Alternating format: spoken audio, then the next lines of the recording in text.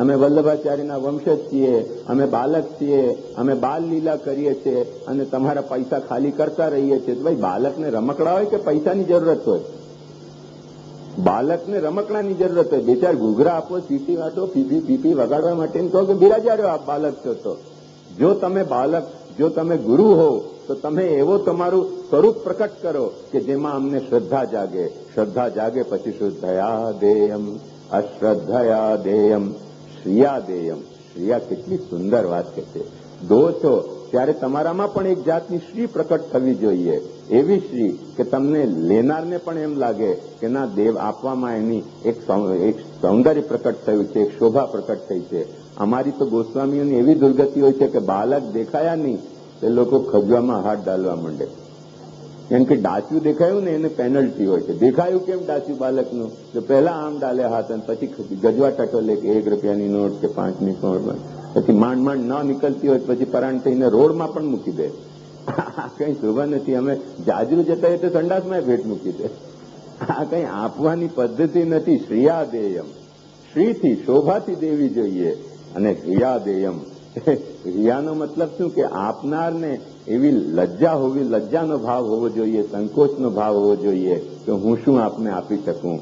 અને લેનારને એવો પોતાનો કર્તવ્યનો ભાવ હોવો જોઈએ કે આ હું લઈ રહ્યો છું અને આના અનુરૂપ જો હું મારું ચરિત્ર, મારો ધર્મ ને ઉપદેશ આપવાનો જો હું મારું સામર્થ્ય ન નભાવું તો બંનેને લજાવવું જોઈએ. લેતાય લજાવવું જોઈએ અને આપતાય લજાવવું જોઈએ. એ બંને જયારે આવી રીતે લઈ રહ્યા છે અને આપી રહ્યા છે ત્યારે રિયા નથી લઈ રહ્યા, નિર્લજ્જતયા લઈ રહ્યા છે અને નિર્લજ્જતયા અપાઈ રહ્યું છે. ઉપનિષદ એમ નથી કહેતો. ઉપનિષદ કે છે રિયા દેયમ, રિયા દેયમ.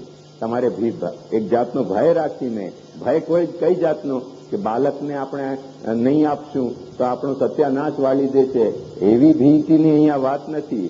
ભીતિનો અહીંયા એ વાત નથી. ભીતિ એ વાતની હોવી જોઈએ તમને કે બાલકને જે ગુરુ છે તમારો એને તમે જો નહીં આપશો તો એ કંઈક બીજા ધંધા કરશે, ભૂખે રહીને ભીખ માંગશે. એટલે એવી ભીતિથી તમારે જે કંઈ આપવું હોય તે આપો કે ભીખ માંગતો ન થઈ જાય, એ બારવટિયાગીરી કરતો ન થઈ જાય, એ 56 ભોગના નામે તમારાથી ગામથી પૈસા વસૂલતો ન થઈ જાય. એટલે જે આપવું હોય તેના ચરણમાં એવી ભીતિથી આપો કે ભાઈ સાહેબ આપ ભવાડો નહીં કરતા ભક્તિના, આ ભક્તિને જીવીને બતાવો, પછી અમે આપના અનુગામી થઈને રહેવાશું. કેટલી સુંદર વાત ઉપનિષદ કહે છે. અથ યદિ તે કર્મ વિચિકિત્સા વા વૃત્ત વિચિકિત્સા વા સ્યાત. કોઈક વખતે તને, કેમ કે અમે તને ધર્મશાસ્ત્ર સમજાવી દીધો છે, તે છતાંય તને શું કરવું કે કેવી રીતે આચરવું એવી જાતની જો તને કોઈક વખતે વિચિકિત્સા જાગે, કોઈક વખતે જિજ્ઞાસા જાગે તો એનો સૂત્ર કેવી રીતે બનાવવો તેના માટે ઉપનિષદ કેટલું કહે છે કે યે તત્ર બ્રાહ્મણા સમર્ષિન યુક્તા આયુક્તા અલુક્ષા ધર્મ કામા સ્યુ. જે બ્રાહ્મણો, એક વાત ચકાસી લેજે, બ્રાહ્મણ છે એટલે પૂજનીય છે એવું નથી. બ્રાહ્મણ છે એટલે પૂજા કરવા યોગ્ય છે પણ પૂજનીય છે એવું નથી. એનામાં પૂજનીયતા, પૂજા કરવા યોગ્યમાં પૂજનીયતા ક્યારે આવે? જે મૂર્તિ છે એટલે પૂજનીય છે એવું નથી. દુકાનમાં પડેલી મૂર્તિ પૂજનીય હોતી જ નથી. પણ મૂર્તિમાં જયારે પ્રાણ પ્રતિષ્ઠા કરવામાં આવે, પૂર્ણ મૂર્તિ જયારે આપણને એ ધર્મના સિદ્ધાંતને અનુરૂપ જયારે પ્રાણ પ્રતિષ્ઠા કે ભાવ પ્રતિષ્ઠા થઈ હોય ત્યારે પથ્થરની મૂર્તિમાં પૂજનીયતા આવે છે. એવી જ રીતે બ્રાહ્મણ છે તેથી પૂજનીય નથી જઈ જતો. બ્રાહ્મણ છે એ જયારે પોતાનું બ્રહ્મ વર્ચસ્વ દેખાડે ત્યારે એનામાં પૂજનીયતા આવે છે.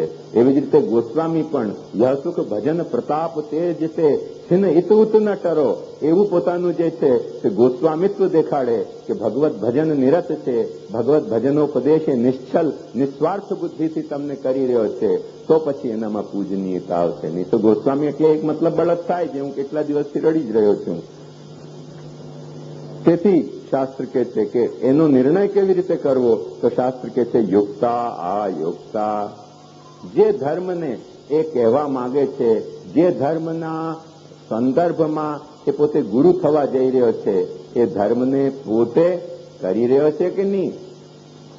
તેથી જ આચાર્યચરણે કહ્યું કૃષ્ણ સેવા પરમ વીક્ષ્ય દંભાદિ રહિતમ નરમ શ્રી ભાગવત તત્વજ્ઞમ તમને રવાડે ચડાવી દે કે કરો સેવા અને પોતે કરતો જ ન હોય તો આચાર્ય કહે છે કે યો હિ ગુરુ સેવામ ઉપદેક્ષ્યતિ તો સ્વયં ચેતતામ ઉત્તમામ જાનીયાત સ્વયમેવ કુતો ન કુર્યાત. જે તમને સેવાનો ઉપદેશ આપતો હોય અને જે પોતે સેવાને ઉત્તમ ગણતો હોય તો પોતે સેવા કેમ નથી કરતો? ચર્જા બેટા ચૂલી પર ખોદા ભલા કરેગા.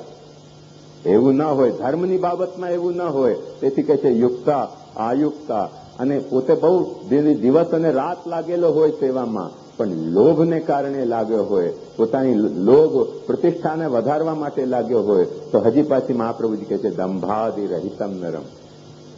કૃષ્ણ સેવા પરમ વીક્ષે દંભાદિ રહિતમ નરમ.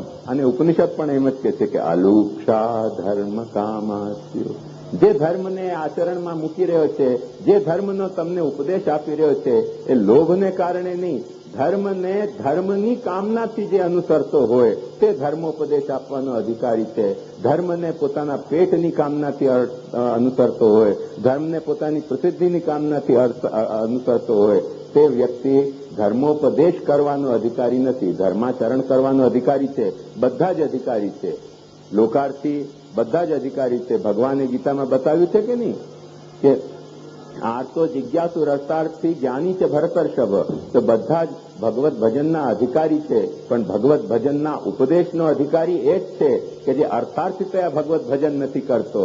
જે ભગવત ભજનનો અધિકારી એ જ છે કે જે ધર્મને માટે અનુસરી રહ્યો છે, અર્થને માટે નથી અનુસરી રહ્યો. એ વાત આપણે નિશ્ચિત સમજી લેવી જોઈએ. તેથી શ્રુતિ એમ કહે છે કે ધર્મ કામાસ્યુ યથા તે તત્ર વર્તેરન. એ અલુક્ષા આયુક્ત, એ કૃષ્ણ સેવા પરમ વીક્ષ દંભાદિ રહિતમ નરમ, એ જેવી રીતે ધર્માચરણ કરતો હોય તથા તે તત્ર વર્તેરન તથા તત્ર વર્તેતા. એ જેવી રીતે પોતાના ઘરમાં સેવા કરી રહ્યો છે, તમારે પણ તમારા ઘરમાં પોતાની સેવા કરવી જોઈએ. એના કઈ તમારે ગ્રાહક ન થઈ જવું જોઈએ હવેલીમાં ચક્કર મારતા. એ પોતાના ઘરમાં કેવી રીતે સેવા કરી રહ્યો છે? એ જો કે અમે ધંધાકીય સેવા કરી રહ્યા છે તો તમે એક હવેલી કોમ્પિટિશનમાં ખોલો ને, અને પછી ખબર પડી જશે કે એની કોમ્પિટિશનની તમે કેમ કે તમે વાણિયા હશો, બેટર મેનેજમેન્ટનો તમને આઈડિયા હશે, એવી ઝરખી હવેલી ચલાવશો કે એની કોમ્પિટિશનમાં હવેલી ધ્વસ્ત જ થઈ જશે.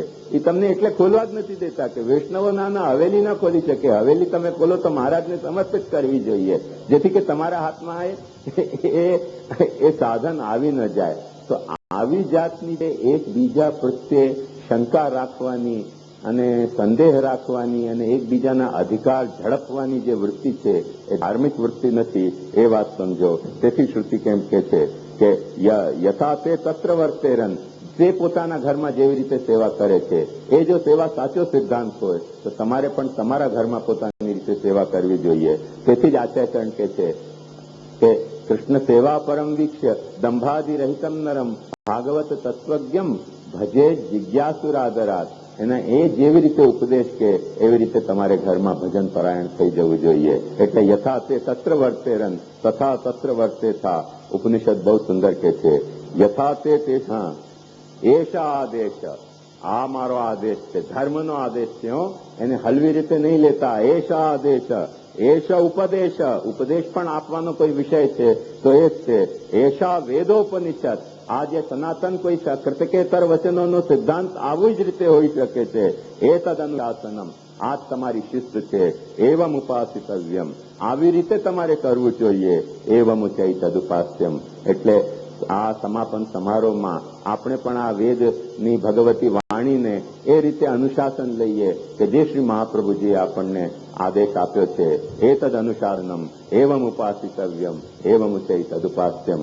શન્નો મિત્ર શમ વરુણ શન્નો ભવત્યર્યમા શન્ન ઇન્દ્રો બૃહસ્પતિ શન્નો વિષ્ણુરુક્રમ. બધા દેવતાઓ આપણને એનામાં સહાયક થશે. સહાનાવસુ સહનૌ ભુનક્તુ સહ વીર્યં કરવાવહૈ તેજસ્વીના વધીતમસ્તુ મા વિદ્વિષાવહૈ. એટલે કોઈક વૈષ્ણવ જ્યાદા પોતાના ઘરમાં ભગવત સેવા કરતો હોય એટલે મહારાજ એનાથી વિદ્વેષ કરવાનો નથી હોતો કે તમે કેમ કે ભગવત સેવા કરવા માંડી ગયા, તમારે તો અમારી હવેલીમાં દર્શન કરવા આવવું જોઈતું હતું. અરે ભગવત સેવાનો ઉપદેશ કેવલ મહારાજોને જ નથી, વૈષ્ણવોને પણ છે, અને કેવલ વૈષ્ણવોને જ નથી, મહારાજોને પણ છે.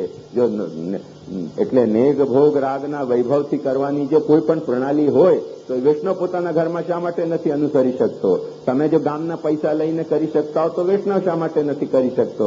અને જો કોઈ કારણથી વૈષ્ણવ ગામના પૈસા લઈને 56 ભોગ નથી કરી શકતો તો બસ નિશ્ચિત સમજી જાઓ કે તમે પણ એ ભક્તિનો ભવાડો કરી શકતા નથી મહાપ્રભુજીના સિદ્ધાંતમાં. કેમ કે ધર્મોપદેશ કરવાનો અધિકાર એનો જ છે. અલુક્ષા ધર્મ કામાસ્યુ એવમ ઉપાસિતવ્યમ એવમ ચૈ સદુપાસ્ય.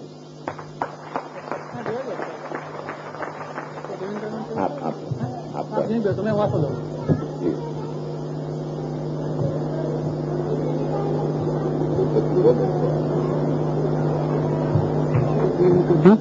સ્વાગત કરવું હતું બધાને, વૈષ્ણવ કાર્યકરોને સ્વાગત કરવું છે. આપણે બધાને બધી હમણાં કરતા હોય તો કહેજો. થઈ ગયો સ્વાગત તો.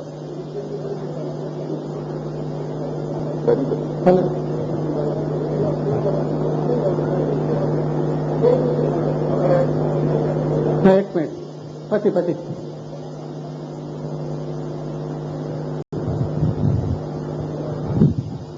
શ્યામબાવા પ્રત્યે કઈ લાગણી વ્યક્ત કરી?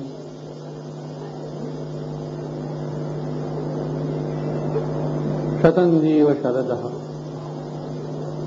મારા તરફથી અને સમગ્ર વૈષ્ણવ સૃષ્ટિ આ જ લાગણી વ્યક્ત કરે છે કે આપે જે સિદ્ધાંતની સાચી દિશા પ્રાપ્ત કરવા માટેની એક જ્યોતિ જગાવી છે, એ જ્યોતિ સતત અમારા અને વૈષ્ણવોના હૃદયમાં ઝળહળતી રહે અને એને વધારે ઝળહળતી રાખવા માટે આપ અવારનવાર અહીંયા પણ પધારો અને સર્વત્ર આ જ્યોતિ ઝળહળતી રહેના પ્રયાસો કરો.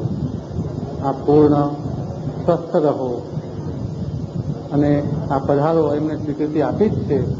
અને શ્રી ગુસાઈજીના ઉત્સવો પછી જૂનાગઢમાં શિબિરનું આયોજનનું નિશ્ચિત થયું છે.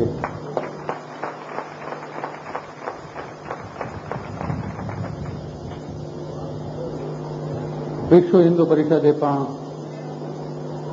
જે આ કાર્યક્રમમાં પોતાનો સહયોગ આપ્યો છે, સહભાગિતા જણાવી છે. વાસ્તવમાં જ્યાં સુધી હિન્દુઓની એકતા નથી ત્યાં સુધી ભારતમાં સાચી સમૃદ્ધિ કે સાચી શાંતિ આવવાની જ નથી, એ ચોક્કસ સમજી લેવું. પણ આ સાચી જે એકતા છે એનું માધ્યમ શું છે?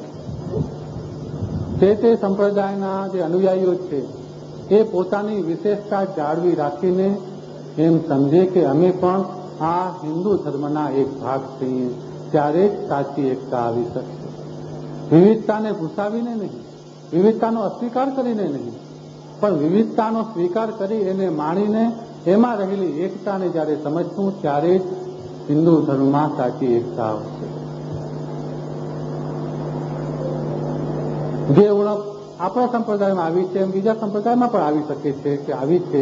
એનું એકમાત્ર કારણ કે આપણે આપણા જે મૂળ આચાર્યો છે તે સંપ્રદાયના મૂળ આચાર્યો છે એમણે એ સિદ્ધાંત વચનોને ભૂલી દીધા છે. ધર્મની સાચી સમજ મૂળ ગ્રંથો જ આપી શકે છે, મૂળ આચાર્યોના વચનો જ આપી શકે છે. એટલે તે ધર્મના અનુયાયી પણ જો એ તરફ વળે તો આજે પણ કંઈ મોડું થયું નથી. કેમ કે ધર્મ તો ગ્રંથો તો બિરાજે જ છે. આજે શ્રી મહાપ્રભુજીની વાણી, શ્રી ગુસાઈજીની વાણી, ગીતા અને ભાગવત બિરાજે છે.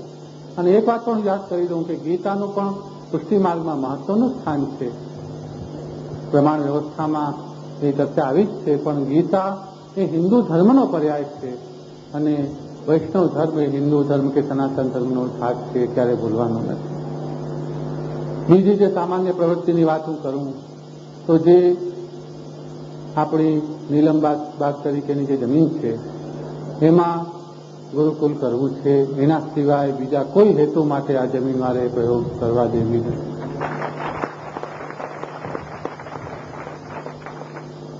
ગામે ગામ બાળ મંદિરની સ્થાપના, પાઠશાળાની સ્થાપના એ પણ આપણા સંસ્કારોને જાળવી રાખવા માટે બહુ જ મહત્વની વાત છે.